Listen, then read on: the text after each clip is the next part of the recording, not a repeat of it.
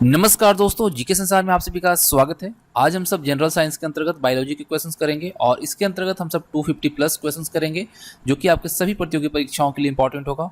और इसमें साथ ही साथ जानेंगे विटामिन्स का रासायनिक नाम क्या है, साथ ही साथ उसका सोर्स क्या है और उसकी कमी से कौन से रोग होते हैं, इन सभी पर भी हम चर्चा करेंगे। तो इस सेशन को एंड देखिएगा और फाइनली जब आपको वीडियो पसंद आए तो लाइक और शेयर जरूर कीजिएगा। सेशन को स्टार्ट करते हैं। तो सबसे पहले हम जानते हैं कि किस विटामिन में कोबाल्ट पाया जाता है। तो आपको पता है कि किस विटामिन में कोबाल्ट पाया जाता है? विटामिन B12 में। प्रातःकालीन यानी कि सुबह के समय में धूप में मानव शरीर में कौन सा विटामिन उत्पन्न होता है? तो विटामिन डी। सनलाइट से कौन सा विटामिन मिलता है हमें? विटामिन डी मिलता है। आंवला में कौन सा विटामिन प्रचुर मात्रा में पाया जाता है? तो आप सबको पता है कि विटामिन सी। ठीक है, सबसे अच्छा सोर्स जो विटामिन सी का है वो क्या है? आंवला है। किसकी उपस्थिति के कारण गाय के दूध का रंग पीला होता है? कैरोटीन। कार्बोहाइड्रेट का वह रूप जो पौधे में संश्लेषित होता है वह क्या होता है? तो होता है फ्रुक्टोज। और शहद का मुख्य अवयव क्या है? तो यह भी फ्रुक्टोज ही है। ठीक है, ये दोनों याद रखिएगा। चीनी के उत्पादन में उपोत्पाद शीरा यानी मॉलिसेस जिसको बोलते हैं, उसमें किस पदार्थ में वह कन्वर्ट होता है या बदल जाती है? तो अल्कोहल में। गाजर का रंग जो होता है नारंगी, वह किसके कारण होता है? कैरोटीन के कारण। उष्मा द्वारा तत्काल नष्ट हो जाने वाली जो विटामिन है वो कौन सी है? एस्कॉर्बिकम यानी विटामिन सी। विटामिन सी जो है वो उष्मा से तत्काल नष्ट हो जाती है। कौन सा तत्व पौधे के लिए एक सूक्ष्म पोषक होता है? तो यह बोरोन। कौन सा? बोरोन। दालें किसका उत्तम स्रोत होती हैं? जो पल्स यानी दाल जो हम खाते हैं वो किसका अच्छा सोर्स है? तो प्रोटीन का। राइबोफ्लोविन कौन सी मद है? तो विटामिन B2। B2 को हम क्या कहते हैं? राइबोफ्लोविन। शरीर का निर्माण करने वाला पोषक तत्व क्या है? प्रोटीन। उंगली के नाखून में कौन सा प्रोटीन विद्यमान रहता है? कैरोटीन।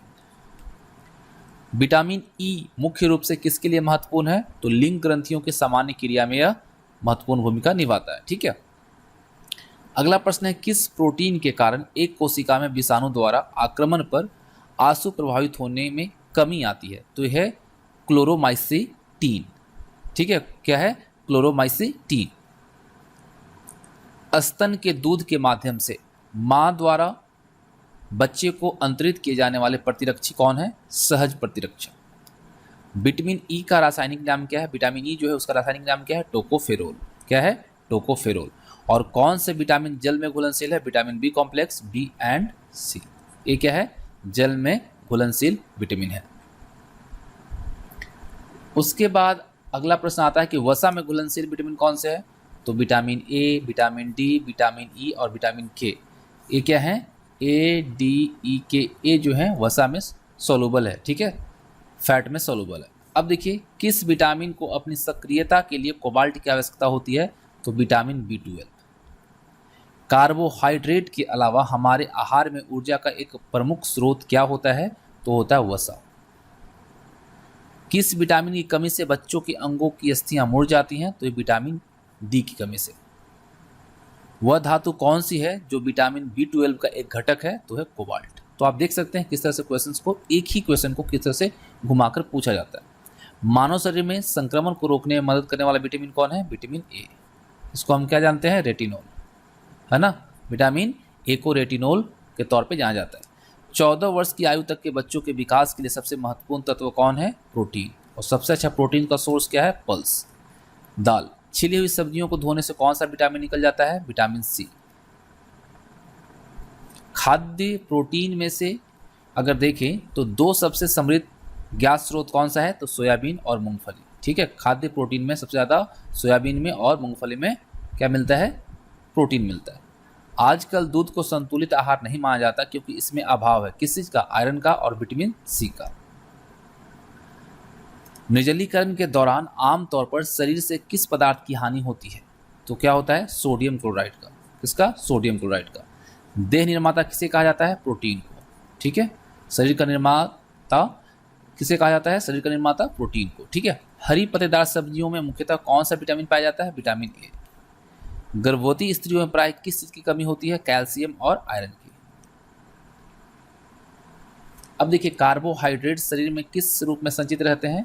तो ग्लाइकोजन के रूप में रहता है। ठीक है, हमारे शरीर में जो कार्बोहाइड्रेट होता है वह ग्लाइकोजन के रूप में होता है। मानव शरीर में डिहाइड्रेशन किस पदार्थ की कमी के कारण होता है? जल की कमी से, पानी की कमी से। किस विटामिन की कमी के कारण मसूड़ों से रक्त आता है, जिसे हम पायरिया के तौर पर जानते हैं, और दांत हिलने लगते हैं? तो विटामिन सी। किसी मनुष्य के लिए स्वच्छ हवा की कितनी मात्रा आवश्यक है? तो 1000 घन फीट वायु प्रत्येक 10 सेकेंड में, इतना आवश्यकता होता है स्वच्छ हवा के लिए एक मनुष्य को। आंखों के स्वस्थ कार्य में कौन सा विटामिन सहायता करता है? Vitamin A. विटामिन डी की कमी को पूरा करने के लिए भोजन में किसकी प्रचुर मात्रा होनी चाहिए? तो मछली, यकृत तेल, अंडा तथा दूध उत्पादन। ठीक है, विटामिन डी की कमी को अगर आपको दूर करना है तो उसके लिए आपको मछली का जो यकृत तेल होता है उसको यूज करना चाहिए, अंडा यूज करना चाहिए और दूध का बना हुआ उत्पाद आपको यूज करना चाहिए।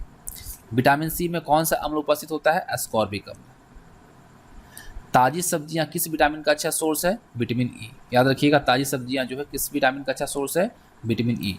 और कौन से विटामिन किसी भी मांसाहारी भोजन में नहीं पाया जाता है? तो है विटामिन सी। दूध को दही में स्कंदित करने वाला एंजाइम कौन सा है? रेनिन। ठीक है, दूध को दही में स्कंदित करने वाला जो एंजाइम है वो है रेनिन। अब देखिए, तंतु आहार यानी फाइबर डाइट में शामिल है क्या? प्रोटीन। हमारे शरीर को ऊर्जा कौन सा पोषक तत्व देता है? तो ये देता है कार्बोहाइड्रेट।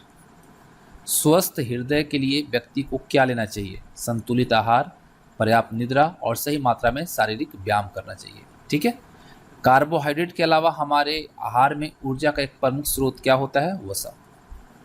सेब में किस पोषक तत्व की अधिकता होती है? लोहा। ठीक है, आयरन की। विटामिन B1 किस नाम से जाना जाता है? थायमीन। विटामिन B1 का नाम क्या है? थायमीन। और कौन सा विटामिन हमारे शरीर में सबसे अधिक तीव्रता से बनता है? तो है विटामिन डी। किसी एथलीट को तात्क्षणिक यानी कि तत्कालिक ऊर्जा के लिए क्या दिया जाना चाहिए? इंस्टेंट एनर्जी के लिए कार्बोहाइड्रेट। आहार का सबसे महत्वपूर्ण कार्य क्या है? ऊर्जा प्राप्त करना। ठीक है, ऊर्जा के लिए तो हम आहार लेते हैं। विटामिन डी अनिवार्य है भोजन से कैल्शियम के अवशोषण के लिए। ठीक है, विटामिन डी किस लिए अनिवार्य है? तो भोजन से कैल्शियम के अवशोषण के लिए। लाल चने में कौन सा एंजाइम मिलता है? यूरियस। मोस्ट इंपॉर्टेंट है, याद रखिएगा। दांत और हड्डियां किससे मजबूत और दृढ़ता प्राप्त करते हैं? कैल्शियम से। विटामिन B12 में कोबाल्ट होता है, हम लोगों ने जाना। तो विटामिन B12 में कोबाल्ट की मौजूदगी को सर्वप्रथम किसके द्वारा सिद्ध किया गया था? बोरेक्स वीट परीक्षण के द्वारा। ठीक है, हम सब जानते हैं विटामिन B12 में क्या होता है? कोबाल्ट। तो यह किसके द्वारा सिद्ध किया गया? किसके? तो बोरेक्स वीट परीक्षण के द्वारा। कौन सा विटामिन आंखों के लिए अच्छा होता है? तो विटामिन ए। विटामिन ए की कमी के कारण सामान्यतः शरीर का कौन सा अंग प्रभावित होता है? आंख। ठीक है, यहाँ आंख आप देख रहे हैं, यहाँ वही चीजें। प्रोटीन का सबसे अधिक समृद्ध सोर्स क्या है? तो सोयाबीन। ठीक है, सबसे ज़्यादा रिच जो प्रोटीन होता है वो होता है सोयाबीन में। पायरिडॉक्सिन किसका रासायनिक नाम है? विटामिन B6 का। सागों में सबसे अधिक पाया जाने वाला तत्व क्या है? लोहा।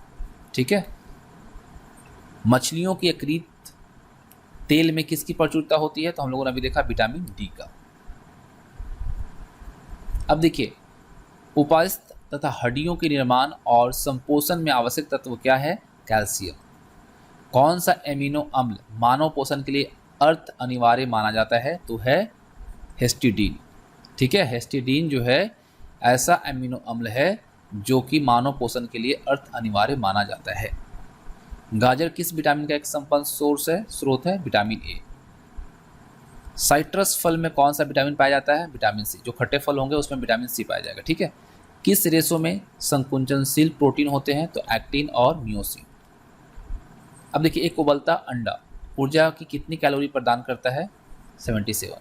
उबला हुआ जो अंडा है वो आपको कितना कैलोरी देता है? 77 देता है। सेब में कौन सा विटामिन प्रचुर मात्रा में पाया जाता है? तो विटामिन B1।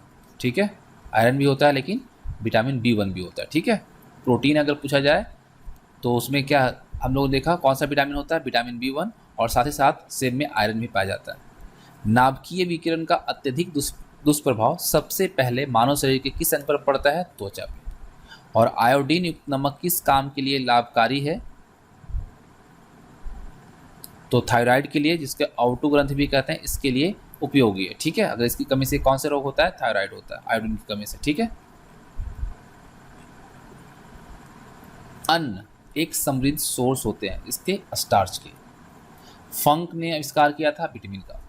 विटामिन क्या होते हैं? कार्बनिक यौगिक। विटामिन क्या है? कार्बनिक यौगिक होती है। ठीक है। कौन सा तत्व पौधे के विकास के लिए आवश्यक नहीं है? सोडियम। पौधे के लिए अनिवार्य सूक्ष्म पोषक नहीं है? सोडियम। दोनों चीज़ें सेम है लेकिन क्वेश्चन को घुमा दिया। जीवधारियों को कम से कम 27 तत्वों की आवश्यकता होती है, जिनमें से 15 धातु हैं, और इनमें जो प्रभुत्व मात्रा में आवश्यकता होती है वे क्या है? पोटेशियम, सोडियम, मैग्नीशियम और कैल्शियम। ठीक है। भोजन के किस वर्ग में प्रति यूनिट कैलोरी की मात्रा सर्वाधिक होती है? तो वसा में। आहार में नियमित रूप से ताजे फल और सब्जियां ग्रहण करना वांछनीय है, क्योंकि ये ऑक्सीजन रोधी यानी एंटीऑक्सीडेंट तत्वों के अच्छे स्रोत होते हैं। तो ऑक्सीकरण रोधी तत्व व्यक्ति के स्वस्थ बने रहने और दीर्घायु होने में किस प्रकार सहायक सिद्ध होते हैं? तो ये शरीर में चयापचय के उपोत्पाद के रूप में उत्पन्न जो मुक्त मूलक हैं उनको क्या करते हैं? निष्क्रिय बनाते हैं। विटामिन जो खट्टे फलों यानी साइट्रस में पाया जाता है तथा चर्म को स्वस्थ रखने के लिए जरूरी होता है, वो है विटामिन ए। विटामिन सी का मुख्य सोर्स क्या है? कच्चे व ताजे फल। लेकिन याद रखिएगा, कच्चे व ताजे फल नहीं बल्कि यहाँ पे आंवला जो है अच्छा सोर्स है। ठीक है। लेकिन इनमें भी पाए जाते हैं। विटामिन सी का सबसे उत्तम स्रोत अगर देखें तो आंवला। ठीक है।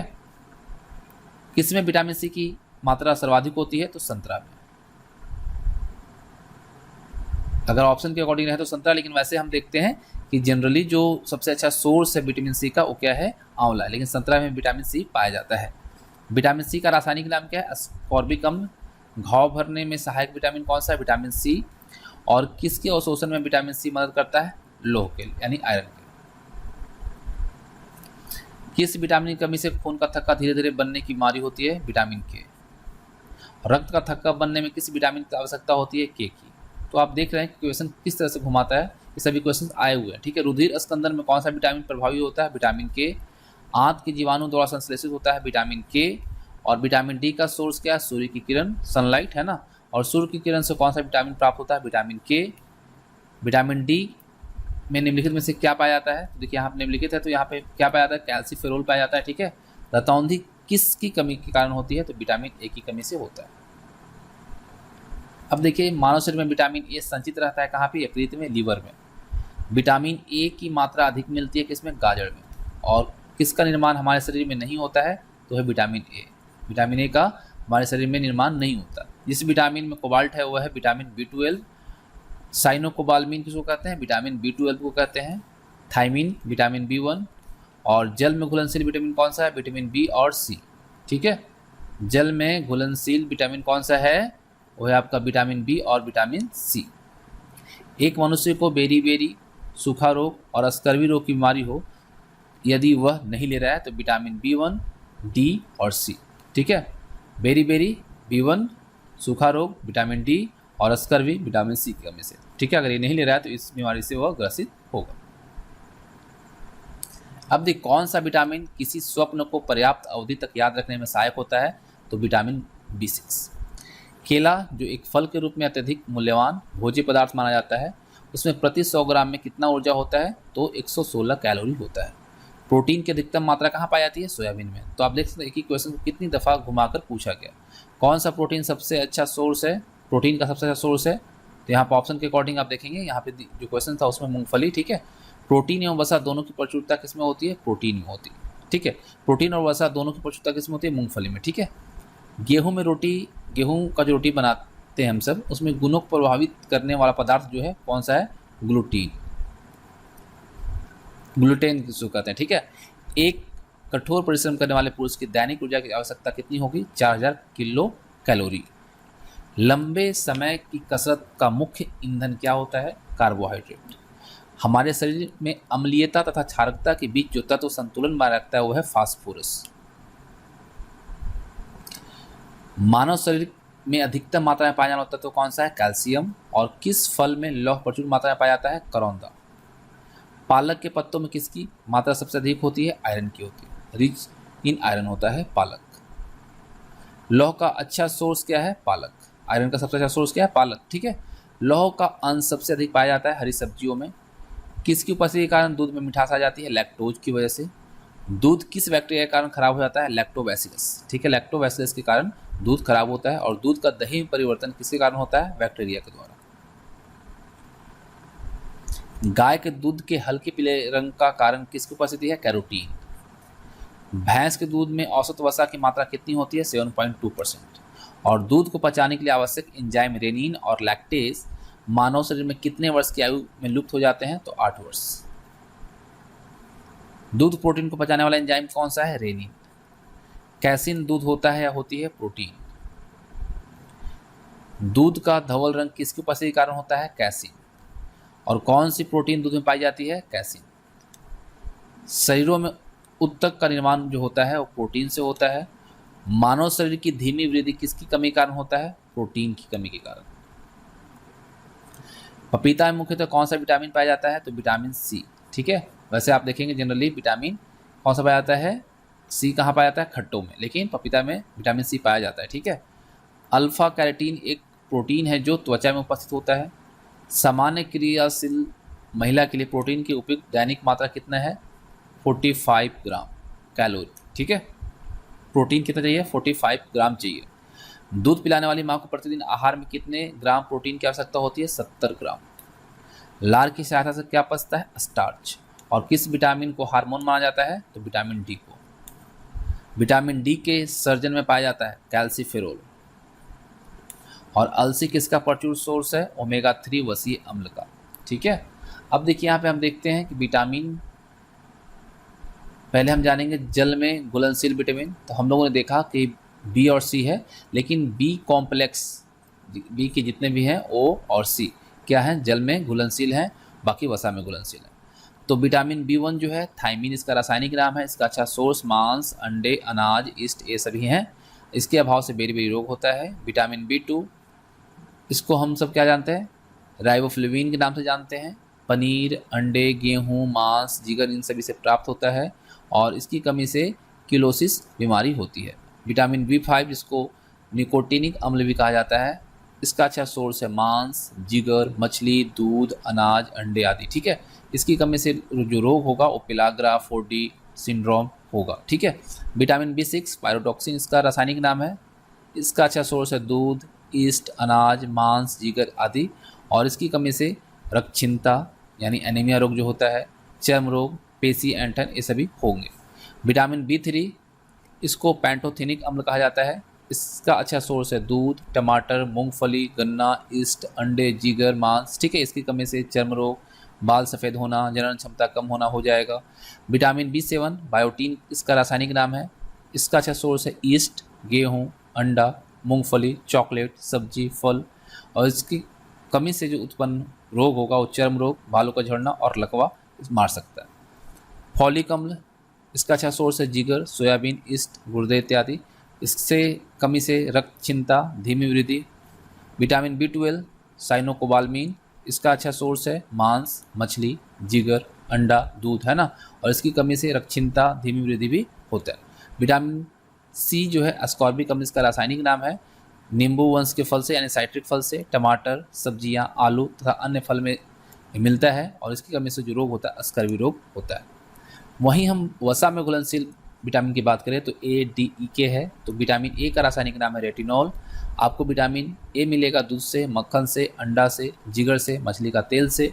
और इसकी कमी से कॉर्निया, त्वचा की कोशिकाओं का सल्लीभवन, है ना, सल्की भवन होना, रतौंधी, जीरोपैथिलेमिया ऐसे भी बीमारी जो है इससे होता है।